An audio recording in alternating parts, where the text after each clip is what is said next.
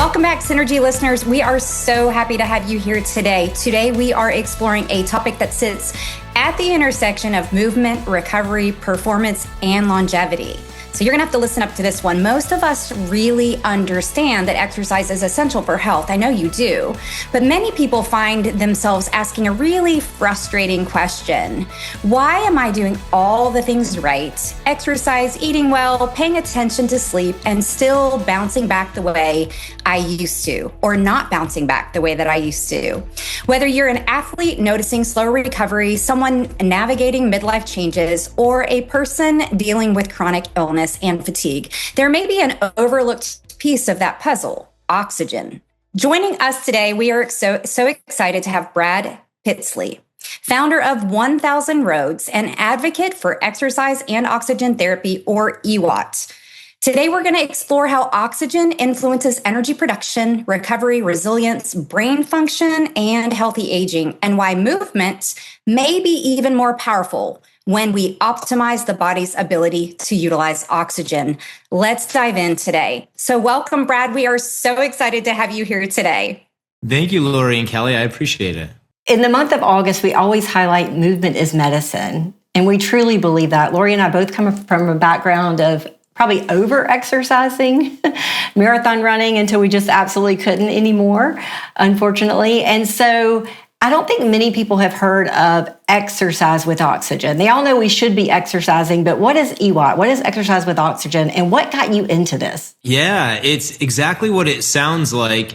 You do exercise, generally cardio, but you can do other exercises for about 15 minutes while you're breathing near pure oxygen. And while it sounds really simple, it's incredibly powerful. I got into it because I had a really bad health challenge. Probably 15 years ago, I started to get arthritis, was diagnosed as autoimmune arthritis. I was put on these arthritis medications and they would wear off, and then I'd be in a worse place than where I started. And I kept getting on this treadmill several times over and kept getting worse and worse until all of a sudden I was diagnosed with melanoma. And I knew that that was one of the side effects of the medication. And so I went back to my rheumatologist and I kind of said, like, what do I do here, doc? I'm like, if I keep taking the meds, I might die of cancer. And if I don't, I'm going to die like crumpled up in a corner. And like, I don't really like either one of those. So is there a third way out of this thing? And he kind of like looked at me and he's like, nah, we'll do a different drug in the same class and we'll hope for the best, sort of thing. I think you'll be fine. And I walked out of there and I was just like, so scared. I had like this flash forward to like, here I am on my deathbed of cancer saying, I shouldn't have listened to that doctor. And so I started looking for what I called my third way out and, Googling, trying all sorts of things, becoming a human pincushion as I was. And I kept getting worse and worse. Went from arthritis to like really severe foot pain. I can't really even describe this to people who haven't experienced it, but the best way I can describe it is it felt like the bottoms of my feet were beaten with a meat hammer. And every step was tender and painful. I couldn't even get out of bed to go to the toilet in the middle of the night without putting shoes on. The backs of my legs were stiff. Probably like if you women had run several marathons in a week, probably about that stiff every morning. And, the rheumatologist didn't even believe that had to do with my arthritis. Eventually, I was diagnosed with Lyme disease and a co-infection called Bartonella. And the doctor who diagnosed me recommended I try exercise with oxygen therapy and other mitochondrial kind of help. Now, at the time, it's probably a decade or more ago, no one was talking about mitochondrial health. It's become a really big thing, thankfully, nowadays. And I didn't really believe it would do anything. So I kind of poured into it. And really did a bunch of research. I always joke I'm a recovering engineer. And so I didn't mind getting into the technical details. And I was shocked at what I kind of found. So that was kind of the road that got me interested in EWOT. And then it came time to like look at my purchase options. And at the time they were just so expensive. They were like $10,000 for a unit. And, when you tried like so many things, the thought of plunking down 10 grand on an experiment, like last 99 didn't work, like 10,000 for another roll of the dice. There wasn't any information online about it. There were no customer reviews or success stories. The only people talking about it were the folks that wanted to sell it. And a lot of them was like filled with hyperbole, mega awesome this, super turbo great that, and it was like, okay, that anything that's using all these hyperboles probably isn't real. And so I kind of did more research and figured out how to build my own. And that's what I did. It really helped. It took a little while for it to kick in, but it really helped. And I came back about a year later, and my doctor walked in the room and he was just shocked at what he saw. And he was like, "Are you using the oxygen?" And I said, "I am." And he's like, "Wow." He was like, "You look great." And he's like, "Who'd you buy it from so I can tell my patients?" And I said, "I just kind of made my own, doc." And then he looked at me. I was joking. A horn was coming out of my head. He's just like, "Is this guy real?" And after he wiped the face off, he kind of just looked at me and said, "Well, would you consider making them for my patients?" And that's, how we got into business. I guess now it was since 2018. Incredible story on many levels, right? I mean, how many times do we hear our own personal stories that landed us at that place of what are our options? Yeah. And so many times we have been inundated with so many things that cost a ton of money. And by the time, I don't know how exactly bad you felt, but it sounds like you felt really bad at that point. You've already exhausted so much money on so many things. And it's that one more thing. So it seems like you're pretty innovative. Well, necessity is the mother of invention, as they say. And that was kind of me. The things I tried before I got there, my family will tell you I did all sorts of weird diets. I ate all sorts of crazy things. I tried all sorts of supplements. I mean, so many things. I recently sat down and I wrote a list of the things I could think of off the top of my head. I just spent like 10 or 15 minutes. And there were over 200 of them on that list in just those 15 minutes. And that's the stuff I can remember. You kind of do things and forget. So I'm sure there are many more on there, but yeah, it was kind of interesting. I think as you tell your story, people listening are going to identify with that, especially people that have been chronically ill for a prolonged period of time. You explore, you try one thing, you try a supplement, you try a different diet, and oftentimes they work some, they get you maybe to the next level, but not quite there, right? Not quite over the hump and back to a place of resilience. So help us understand a little bit, how does exercise with oxygen work? I think we all know that when we exercise, we increase our oxygen intake, right? Aerobics. But how does adding concentrated oxygen to a workout improve our function and our resilience? That's a great question. And I think the easiest parallel or thing for people to understand is think about hyperbaric oxygen. So hyperbaric oxygen, what you're doing is you're inside of a tube and they pressurize it and you're breathing pure oxygen. So a few things are happening when you do that. Number one, normally at sea level, you're breathing like 21% oxygen. So it's 4.5 times as much oxygen. Number two, the pressure is forcing more oxygen through your lung membrane and into your blood. So that's kind of a push more oxygen in scenario. What we do is the exact opposite of that, which is we use cardiovascular exercise to pull more oxygen in. As you noted, when you start exercising, your body immediately recognizes it's gone into an energy deficit. Like, we can't produce enough energy to keep up all of this activity. And the gating factor on producing more energy is oxygen. So immediately your body says we need to, increase oxygen intake, circulation, and delivery. And so, you start breathing faster and deeper. Your lung membrane thins out to allow the diffusion of more oxygen through it. The capillaries near your lungs become engorged with blood, some of them that normally don't have blood. So there's more gas exchange happening. And then your heart starts beating faster and deeper. Your blood vessels dilate. And actually, one of the interesting things is your blood pressure goes up, your systolic blood pressure when you exercise. Now, we all think, high blood pressure, bad. But in the case of exercise, it's really a physiological adaptation, because when that pressure goes up, it's forcing more of the gas, more of the oxygen out of your blood and into the tissues. And the greater the difference between the pressure in your blood and the pressure in your tissues, the more of a forcing factor to force those gases deeper into the tissues. So we're taking advantage of that. to drive more oxygen in. And so in a 15-minute session, you can literally take in as much oxygen as you normally would in almost a full day. And so it's an astounding amount of oxygen. And because it's in 15 minutes, it's something that's very repeatable. When I was really sick, I always joked around, not really even joking, but I always called them the ceremonies. Every night I was counting pills and I was mixing potions and went to do an Epsom salt bath to detox and, the sauna for this, like all the things, and you're piling them all on, and it becomes time and time again, people just get up to here. And even if it helps, you're like, it's 6 hours of my day. I need time for me to like live my life. And so then you just throw the baby out with the bathwater sort of thing.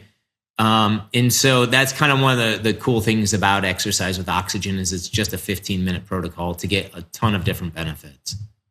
Whereas hyperbaric is very time consuming, Yes. extremely costly, and many people can't tolerate it. You're exactly right. And you're actually, the thing that people aren't aware of is you're fighting your body in hyperbaric oxygen. So what happens is you drive a ton of oxygen into your blood, but your body is so intelligent. And so it notices, hey, there's too much oxygen in here. And so it does what it can to minimize the amount of oxygen that's being delivered. It causes vasoconstriction, causes your blood vessels to constrict. And so you're literally fighting your body. You still net get more oxygen to the tissues, but it's against your body's kind of wishes. Whereas here, when we're doing it, we're basically leaning into our body's physiological adaptations from exercise. So that's why instead of spending 90 minutes in a hard shell hyperbaric chamber, we can get as much oxygen in just 15 minutes. Yeah. So Brad, for our listeners that are on here today, super intrigued about, obviously most of them are already doing some of the foundational things that Kelly and I talk about all the time, what you eat, what you drink, how you sleep, move, and think. But maybe, they're doing the exercise, but they really haven't thought about the importance of oxygen. So how would you describe the importance of oxygen to a person's health? It's so amazing. Actually, there's a gentleman named Arthur Guyton. He wrote the medical textbook called Medical Physiology. And every single doctor since the 1950s had to use this in medical school. And the quote I love from him is he says, at the root of all disease is a lack of oxygen at the cellular level. Okay, great. But I'm breathing fine. What are you talking about, right? This was kind of the light bulb moment for me. Is if you go put a pulse oximeter on your finger and you measure it, most of us will measure 98, 99, 97%. That means your red blood cells are saturated with oxygen. No problem. You've got plenty of oxygen. Why would you need more? But the real problem is as we age, this thing we now refer to as inflammaging, this increase in inflammation throughout the body is affecting all of our tissues. The problem is our capillaries, which are the end runs of our circulatory system, where we exchange nutrition and where we exchange oxygen, those become hampered as we grow older. So what happens is this inflammaging causes the lining of our capillaries to become swollen. And the microcirculation is what it's referred to. And now when the microcirculation becomes swollen, it's a huge problem because in our best, healthiest state, our capillaries are actually smaller than the red blood cells that need to deliver oxygen to the tissue. And the only way we're getting oxygen to our tissue is that red blood cell folds up like a taco to fit into the capillary.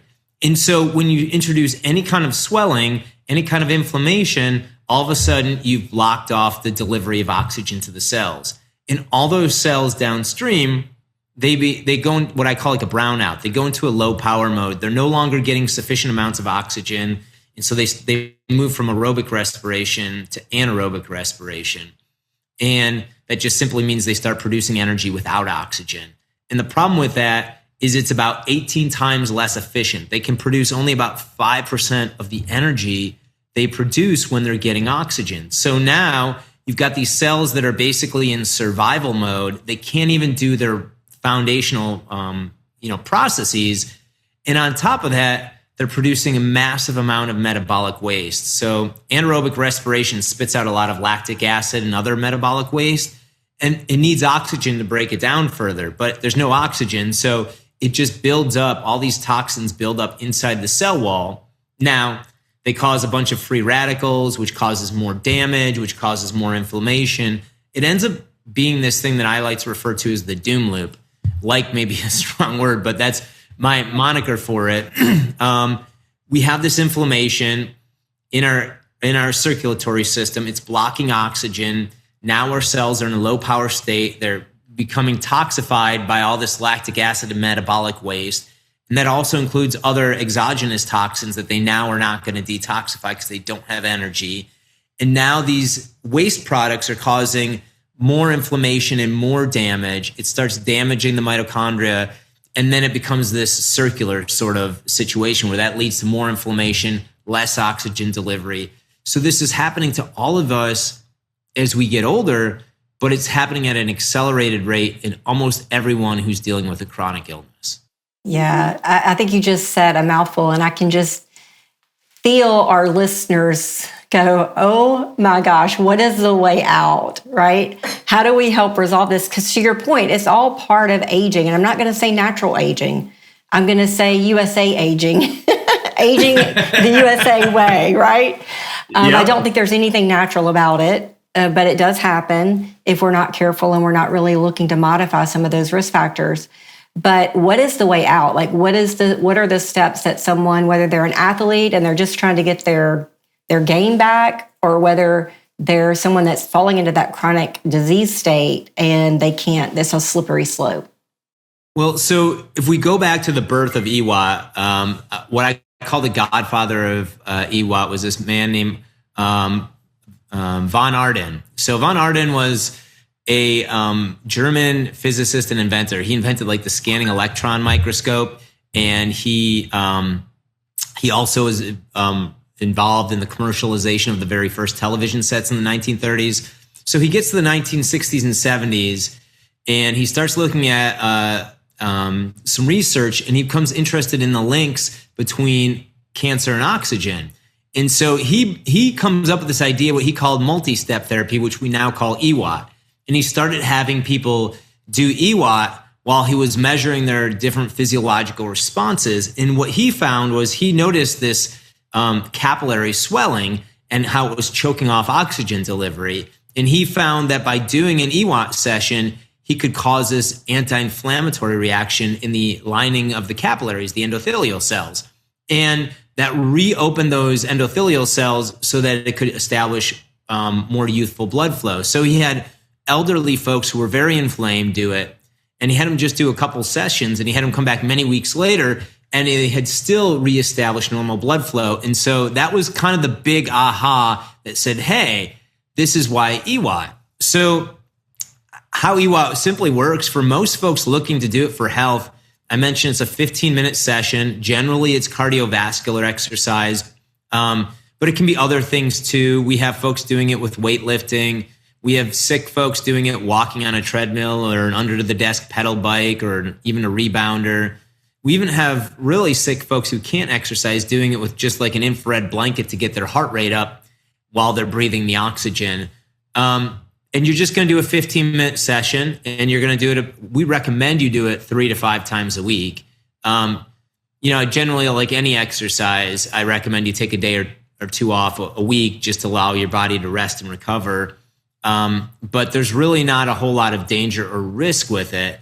There's even folks who are in some of these alternate cancer centers who are using it 3 times a day, which I think is overkill. It's a pretty simple protocol. It's something you can fit into your life. And for me, I laugh because it was actually a time savings. I used to do 30 minutes of cardio, and then I moved over, and when I started doing EWOT, I just do 15 minutes. So it's like net, I got a benefit out of that, not just in my health, but also in time savings. And the challenge is, as you mentioned earlier, a lot of the previous equipment that's out there, even when I started looking at doing EWOT, the things that I was seeing was they were expensive. So you've developed your company, 1000 Roads, correct? Can't wait to hear about the name of that. We have to go back to that. But you have a system. Tell us about your system. How much room does it take up? Like, what's the reason, the about expense of? Because I know everyone sitting here is probably doing like I am, like, I I'm next for that. And I know Kelly already has one. So, she's always ahead of the curve on that. So let me first describe what an EWOT system looks like. So there's two ways you can get oxygen. One is you can get an oxygen bottle and have it filled.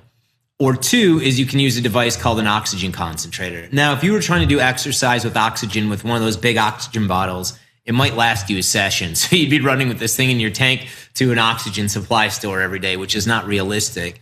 The second way you can get oxygen is this device called an oxygen concentrator.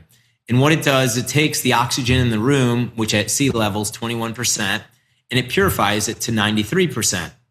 They're often used for folks for medical issues if you've got emphysema or COPD. Ours is specifically made for exercise with oxygen therapy. Now, the challenge with these things is they can only produce 5 or 10 liters of oxygen in a minute. And when you exercise, you can easily use 50 or 60 liters per minute. So they can't keep up with you. So what we do is we fill a reservoir. So the device itself is pretty small. It's like 12 or 15 inches wide, and 9 or 12 inches deep, and maybe 18 inches tall. Little R2-D2 looking thing. You roll around, plug it in. The reservoir you fill is large. It's about 1,000 liters. So if you think about a 2-liter bottle of soda, 500 of those. So it's about 6 feet wide and about 5.5 feet tall. And you effectively fill it up. It looks like a large pillow or a large balloon. You fill it with 1,000 liters of oxygen. And then you hook a hose up to it and hook that hose up to a mask. And you put the mask on and breathe while you're exercising through it. So the mask is kind of interesting as well because it has something called a two-way non-rebreather valve, which just means it's got 2 valves in it. When you breathe in from the reservoir, one valve opens and allows that 93% oxygen in. And then when you breathe out, it shuts and another valve opens. So you're exhaling into the room. So the next breath is not your exhale gases. It's still 93% oxygen. Interesting. So someone who is a really high fitness level and in comparison to someone who is a low fitness level, is there a right way to start?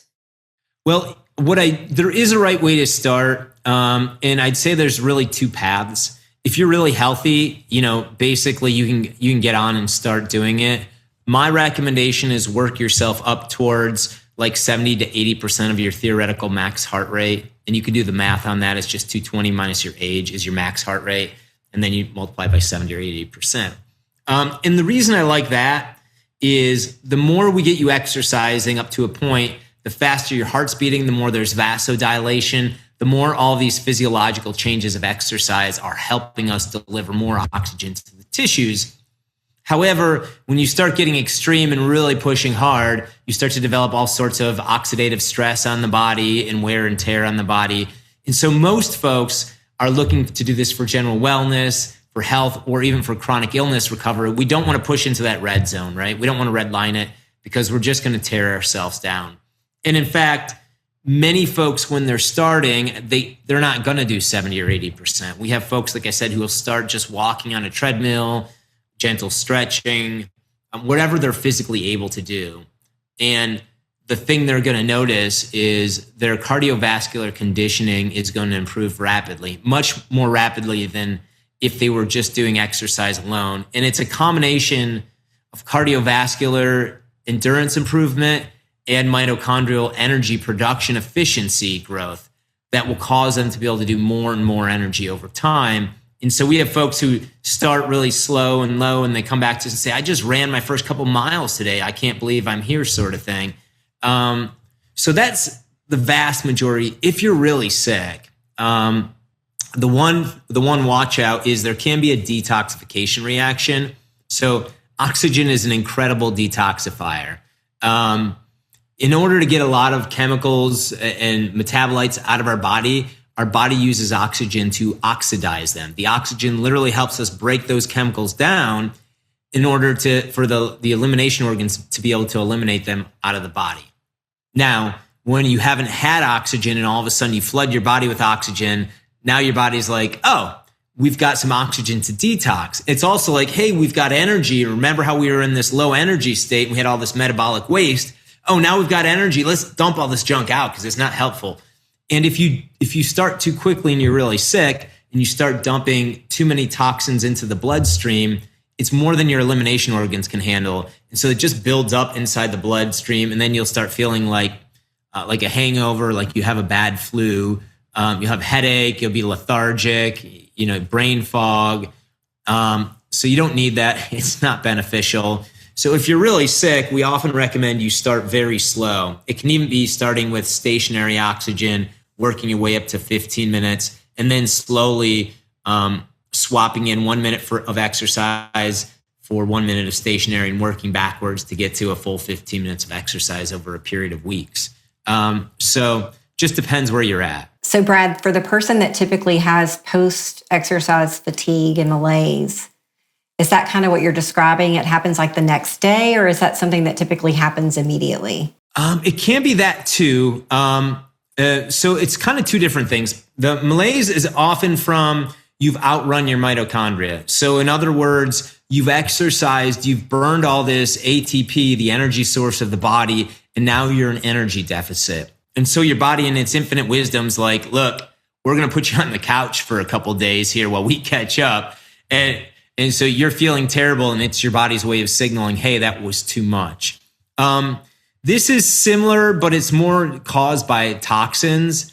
It can happen shortly after, but I do find that sometimes you have to wait up until the next day to notice it. So what I tell folks when they're starting is do your first EWOT session, start low and slow, listen to your body, and then wait and watch your body for the rest of that day and then the next morning. And if you don't feel anything by the next morning, you're generally in the clear. It's not going to show up 2 days later, sort of thing. It almost sounds like the difference between push crash, right? Push crash and Herxheimer. Yes, right? Herxheimer is exactly what I'm talking about. Yeah, for sure. Yeah, so I would imagine that it is very, very important to kind of almost like you say, start low, go slow. We talk about that all the time in reference to any changes, right? The body is a machine, and you don't want to throw everything in at the same time and change all the variables. You want to do it slow.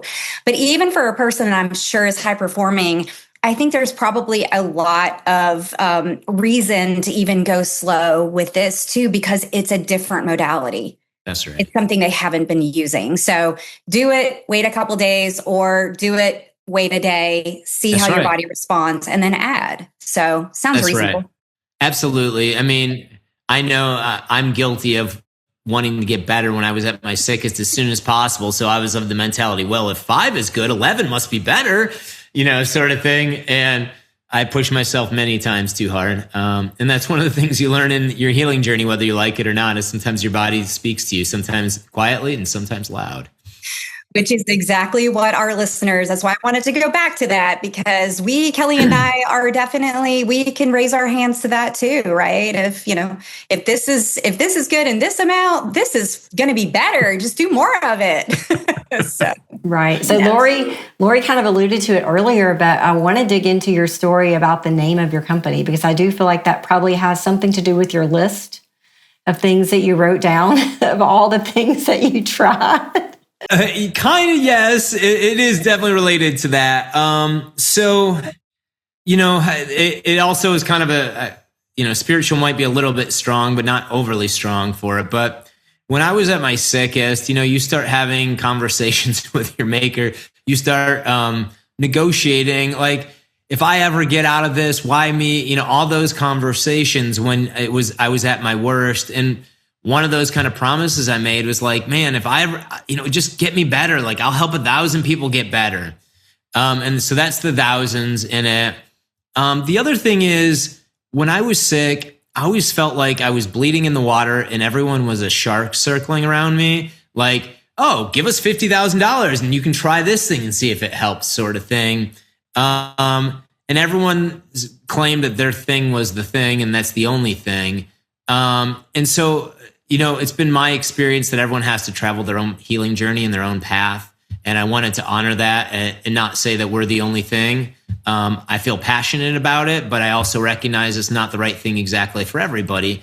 And so that's where we came up with it. It was kind of wanting to pay it forward and help other people. So when the doctor asked me, he said, would you consider selling it to my patients, my first response was like, no, doc, I'm still on the healing journey. I've already overdone myself in the past. I'm going to kind of be selfish and just focus on me. And I did for a few more months. And then I ended up going through a career transition and I had some time and I thought about it and I was like, well, should I? And I thought to myself, I'm like, why would I? You know what I mean? Like, and to me, it's like when you go through something like that and you've been through like a traumatic experience in your life and it's thrown all this upheaval and you've spent many hours asking why me. The only goal when you're in that is I just want to go back to my life the way it was, right? I just want to go back to, I want to rewind the tapes when it was good and not this difficult time. But when you start getting better, you realize you're never going back there. Like that part of that chapter in your life is shut. And there's things you were doing then that were horrible. There's things you were doing that you just don't like anymore. And so in my desire to create meaning from my experience, that's what really motivated me is like, hey, how can I help other people? How can I make meaning out of all the suffering that I had to deal with and other family members? My whole family had Lyme. And like help other people and not just shut the book and go back to the way life was before and say, well, that was a crappy 10 years, but sort of thing. Like that didn't make sense to me as I was writing my story of my life, right? Is just to walk away and try to forget it. So I love that. Lori and I often say the right tool at the right time. Yes. And right. So figuring out helping patients and a lot of what we get to do, we're honored to do is sit with patients wherever they are in their health journey and help them make decisions about what is the next tool, what is the next modality, what is going to give you the best result for the time that you're in right now. So I love that you said that. The other thing that I love that you said is just the giving back. I think when you do walk through something like that and you come to the realization, I think we all do if we've had a chronic health issue, is that we always are trying to get back to that marathon runner or that century rider or whatever that was where you felt our best, trying to get back there, but there's no way of going back. And I think through giving back to others, sometimes that can fill that void of wanting to go back, like so much wiser than I used to be when I was doing all those things that it was potentially hurting myself at times. I don't want to go back there, but I want to be even better. And so I love that you brought both of those things to light because those are things we talk about all the time.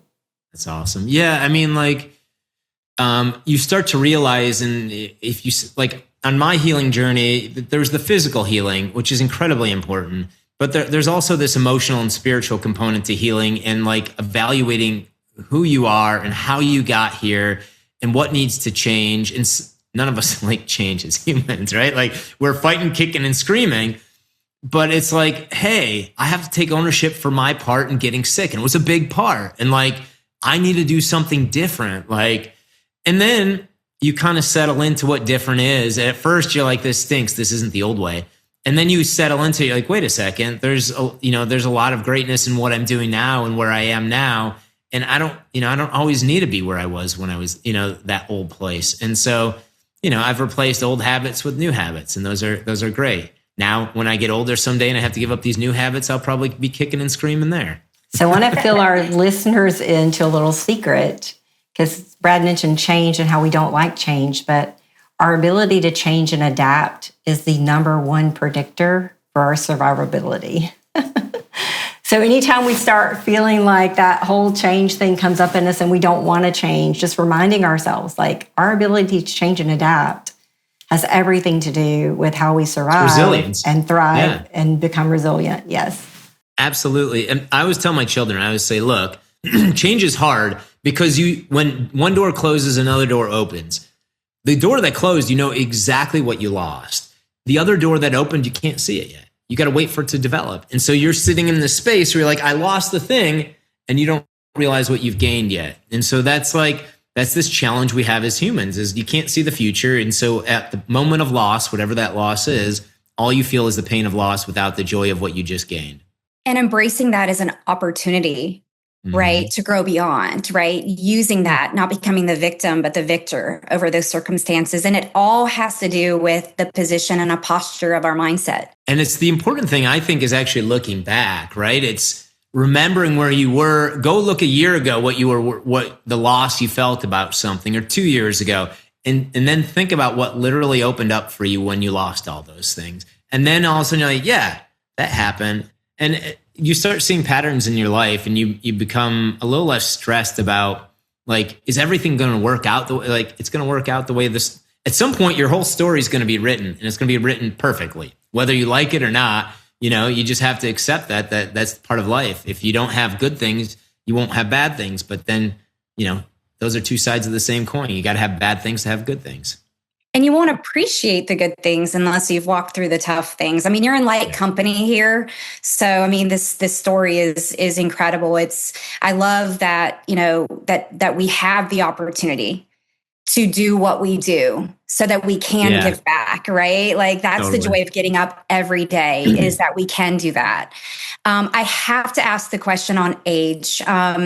So when I think about EWOT, and I think about incorporating this, is there a too young or a too old to incorporate EWOT? There's really not. We have young kids using it. I've got some therapists who are using it with young kids with autism and other disabilities.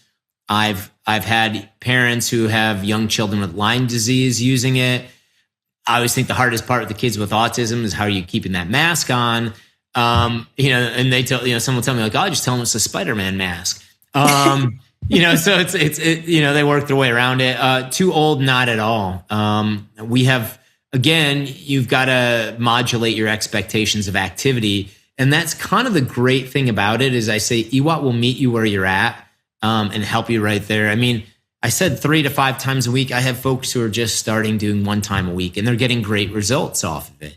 Could they get more? Sure. But I always say perfection's the enemy of progress. And so it'll meet you wherever you're at, and it'll help you, improve your health from there. Yeah. So when we think, Brad, about time, we think about 150 minutes of, kind of aerobic activity, walking, cycling, whatever that looks like for each person. But when we're thinking about EWOT therapy, does that reduce the time needed to get the same gains? Have there been studies that tell us that? Yeah, there actually, the first answer is yes.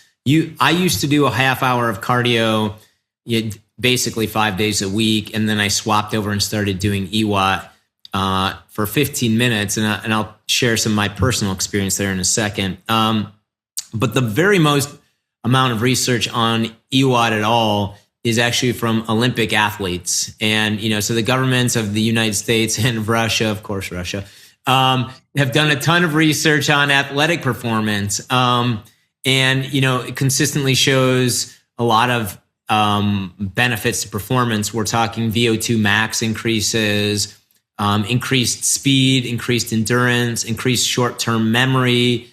If you go to our website, we have a research page down at the footer. At the very bottom of it, we have all these athletic benefits and all the cited research on it. So just a ton of research. And a matter of fact, I just had a lady contact me. She'd bought a system just a few months earlier, and she was using it with her daughter in high school. And her daughter was a track star. And she was telling me, she's like, her leaps this year was incredible.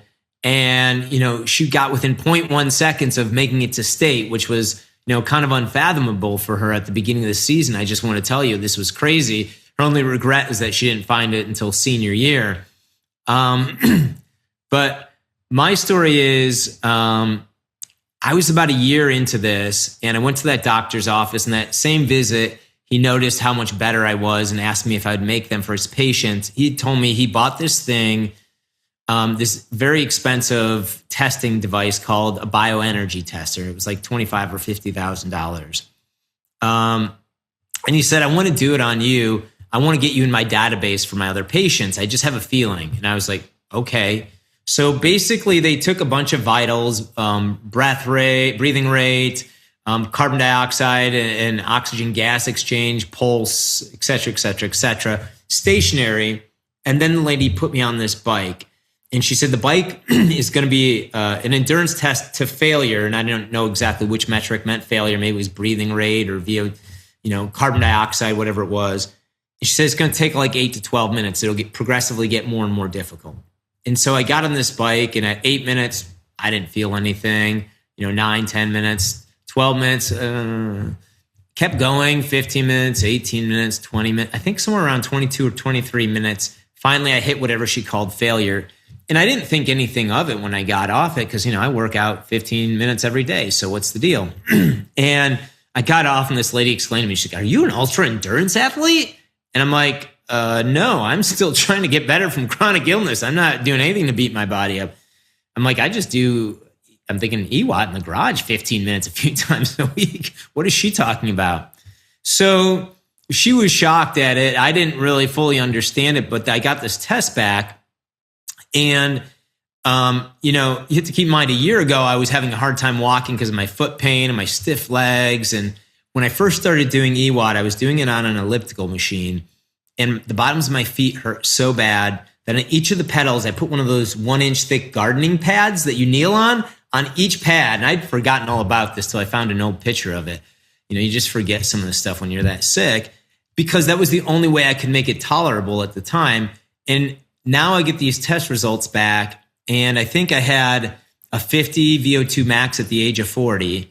And I looked it up, and normally VO2 max is tested on a treadmill where you're using your larger muscles. So it's naturally going to be a little bit less when you do it on a bike like I was doing it. So there's like a correction factor. And there was a university that had like a chart or a tool online, I think it may be Kansas, where they could correct for it. And I looked at my VO2 max, and it was like top 5% for my age category, not sick age category, everyone at age 40. And I mean, like, it was looking at my mitochondrial efficiency and fat burn efficiency, it was like 100, it was norm reference. So you should be at 100. And I'm like at 160 here and 210 there. And it was like, there were these crazy numbers. And, again, I wasn't trying to be an athlete at this point. I was just hoping to get my life back. So it has incredible athletic benefits and performance benefits, and it does save time because of that. And so for most folks, that's what I say is like, if you can detox, it's anti-inflammatory, it's going to help your immune system, it's going to help you, it's going to help your athletic performance, et cetera, et cetera, et cetera. And you're doing all this in a short period of time. So for our listeners, VO2 max is one of the key indicators for longevity. So having a higher VO2 max is really incredibly important if you're looking for aging well, right? So are you a fan of the wearables? You were heading where I was heading, Kelly. This was a shameless question so that I could show my new Oura ring that I just got yesterday. She replaced her other one that she had for many, many years, probably the very first batch from Oura. I was going to say, she's probably got the first one off the production line. Elbowing a couple people to get it too. Right? Yes. I used to measure a lot of things. You know what I mean? I'd get on the scale every morning and measure it and write it down. When I'd ran miles, I'd write it down. Very metric driven. I used to get a lot of joy out of it. And then I realized I kind of tried to back off all that and pay more attention to how I feel about things.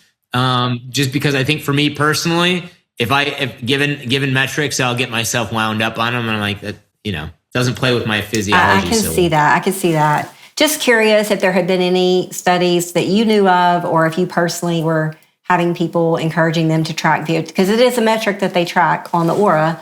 And again, it's probably not perfect because obviously it's a wearable, but you're trending yourself. So if you're trending, you can watch your trends improve or not over time. We have had folks and I think the Oura, I've also heard was it called the Whoop? I had a guy calling me, telling me about, he loved the Whoop and how he was seeing huge improvements in a bunch of metrics he was getting on the Whoop, including, I believe it had VO2 max on it. It's been a while since I've talked to him. For our listeners in the Jackson metro area, we actually have a facility, DexaFit, that will measure VO2 max. So if you want to go in and professionally have your VO2 max measured, which I have done, it's not a bad experience. I think Brad explained it pretty well. You get on a treadmill or a bike, you get to pick your preference at this facility and wear the mask for a particular period of time. And you get to tell them when you tap out, basically. So it's really cool to see that number, and it did correlate pretty well with my aura. That's awesome. And then we have the National Training Center, which is in Claremont for Olympians and things like that, people training. So they do quite a bit of testing as well. Can a consumer go in? Can someone off the street just go in? And that's good. That's good that they could do it. Last I heard, unless they've changed that, but yes, they can. Mm-hmm. That's amazing. Yeah, I love the VO2 max. I've thought about going back and doing another one myself. Yeah. But it's a really good metric. And like you said, for folks who don't know, VO2 max just stands for the volume of oxygen, the maximum amount of oxygen your body can exchange, because literally oxygen's the gating factor of energy production. So the more oxygen you take in, the more cellular energy you'll have, the more endurance you'll be able to perform. Because as we all know, if we exercise to our limits, eventually you get to a point where you go from aerobic respiration to anaerobic, where the muscles start burning from that lactic acid. That's you've ran out of oxygen. So if you had more oxygen, you could push harder and go further. And that's actually why EWOT helps, is because you're getting this massive dose of oxygen while you're exercising. And so they work incredibly synergistically. It's pretty awesome. And a lot of the other modalities that are out there too, Brad, I've heard you talking about earlier, you were talking about people that didn't have the ability necessarily to do exercise, incorporating things like the red light blankets simultaneous too, because we know what those do. I'm just curious, are there stackable things that do really enhance EWOT? Yeah. My favorite is red and near infrared light therapy. Those are our panels back there. We sell them because that actually is part of my healing journey as well. What we've heard a lot of, you probably heard something about red light therapy. You never heard of EWOT before you listened to this podcast, but you've heard of red light. And there's tens of thousands of studies on it. And the reason why we need it's actually the most fascinating part of the story to me, which is when you go out in the sun, it's full spectrum, everything from the UV all the way to the infrared on the other end of the spectrum. And then we moved indoors, and so we were getting less of that. And then we start putting in LED lights, and they purposefully block out reds and near infrareds because the body experiences those as heat. So we're trying to be more energy efficient, and so we block out all these reds and near infrareds. But it's not just light, it's a signaling for the body. The body uses those photons to signal. And the signals that our body takes from red and near infrared is essentially, it tells the mitochondria, the little energy production centers in our cells, to suck in more oxygen and produce more ATP. And so we stack the two together. What we do is we have folks do an EWOT session, and then immediately afterwards, like, don't cool down, don't go to the shower, immediately get underneath the red light. And usually actually it's a shorter session. So if you were to just use our red light panels on a normal day, but without EWOT, we'd say do it 10 or 15 minutes. But when you do it right after EWOT, we actually reduce that to like 7 to 10 minutes. And so first you flood your body with oxygen. You're getting oxygen to places that maybe were struggling. And then you're telling the mitochondria in those cells that now have oxygen to take it in and maximize ATP production. So when your cells have all this excess energy, they're able to repair and regenerate. They're able to produce new healthy mitochondria. So we talked about how when they weren't getting oxygen, they become damaged by all the free radicals, because mitochondria are some of the most fragile organelles in our cells. Now we're doing the exact opposite. We're sending this signal, produce more mitochondria because we have more oxygen to burn. We have excess energy now to repair the cells, etc. So the pairing is pretty awesome. I love that. So I want to connect some dots for our listeners, and correct me if I'm wrong on this, Brad, but when I heard you describe kind of what happens with lactic acid formation, running out of oxygen. So for our athletes, or maybe even for our patients that are chronically ill that are trying to re-engage with exercise, if you're noticing that you're super, super sore for 3 and 4 days after exercise, that is an accumulation of lactic acid in your muscles. And that is a sign that your body is inflamed. Yeah. Right? That's a sign of inflammation, that when you exercised and your capillaries could not uptake that oxygen and they ran out of oxygen, they produced lactic acid. So I want to challenge you to start really paying attention to that. It's not that you need an Epsom salt bath, and maybe that would help soothe you for the moment, because that was my go-to. I'll just go get an Epsom salt bath. It'll be fine. Totally. Not push harder. Yeah. And a cold plunge, right? Let's do that too. And so it's a sign that, hey, we need to back up a little bit and see, why do we have an inflammatory burden? Do you have some things that are underlying poor nutrition, a gut that's dysbiotic, a chronic infection like Lyme, a toxic exposure like mold? Like, are there things going on that have not been attended to? And are you just pushing yourself further down the road toward chronic illness where eventually you won't be able to do, right? Yeah. And I think we're all in like company where we've kind of all landed there for different reasons, and want to keep that from happening to anyone else, right? If we can do that. And so would you say that that's a correct assessment of what you were describing earlier? And would you add anything to that? Yeah, it is a correct assessment first off. The only thing I would add to it is, so the way lactic acid is produced, like you said, is so you're going through aerobic respiration, you run out of oxygen, it kicks on the backup generators and produces energy without oxygen, and that produces lactic acid and and other metabolic waste. But that lactic acid is the burning. And the burning, the more it lasts, it's just the lactic acid is stuck in your cells and in your body, and it's waiting for there to be enough excess oxygen and excess energy to process it and get it out of the body. And that's going to take time. Now, while it's sitting there, it's causing more damage. So that burning you're feeling is actually more damage occurring, right? Now, the way we get lactic acid out of our body is we use oxygen to oxidize it. And when we oxidize lactic acid, it actually produces more energy. So when we're producing energy using oxygen, it can briefly go through lactic acid, and then we keep processing it to break it down further to get all of the energy out of it. And that's that kind of 20x energy multiplier when you have oxygen in there. And so that's what's really happening. And that's actually part of, so when you are exercising with oxygen, that is one of the benefits, is you're less likely to have lactic acid. And if you do, you have faster clearance. And so it improves recovery as well as performance. So folks are using it on both sides of that spectrum. Pretty incredible. I love, kind of what was mentioned earlier, just, as we were talking about the fundamentals, right, of living well, what you eat, what you drink, how you sleep, move, and think. But what I hear you saying is EWOT isn't a replacement to those fundamental things. It's actually a multiplier of them. So this is something that when I think about exploring the things that are out there that really help change in a very vast way, it would be adding oxygen with exercise. So yeah. I'm excited about it. I would love to kind of know just a little bit about the cost, if we could cover that. It's just a roundabout. Yeah, that's great. We have a system for $1,900. That's 5 liters per minute. And then we have a system that's $2,500. That's the 10 liter per minute. If you've got multiple users, you're going to want the 10 liter. If you want, it also gives you more flexibility on when you're going to use it, because it fills that reservoir faster.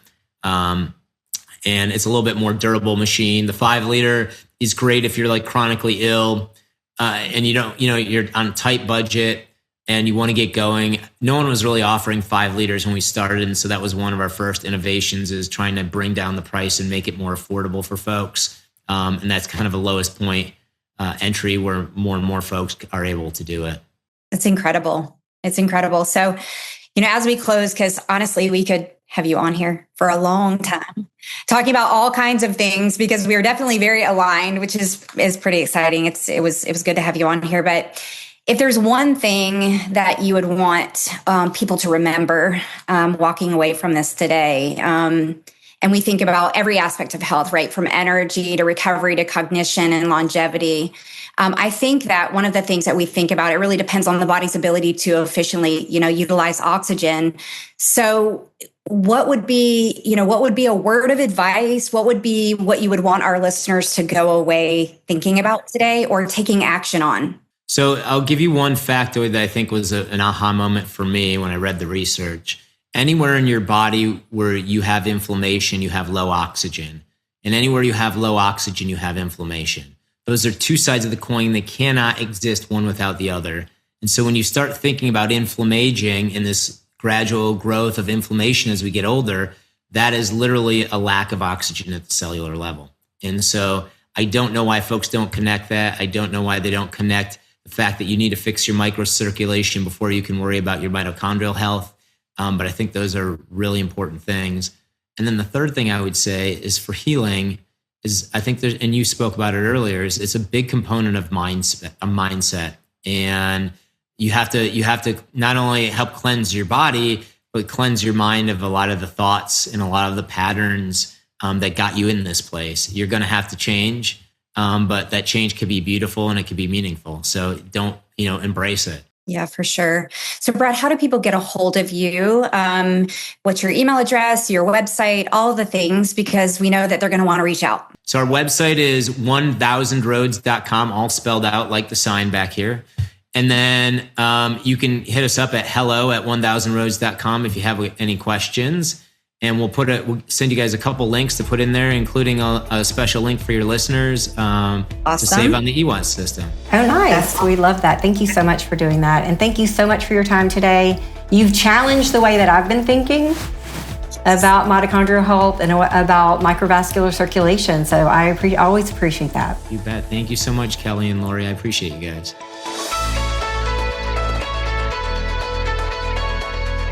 The Synergee Podcast is for general informational purposes only and does not constitute the practice of medicine, nursing, or other professional healthcare services, including the giving of medical advice, and no doctor-patient relationship is formed.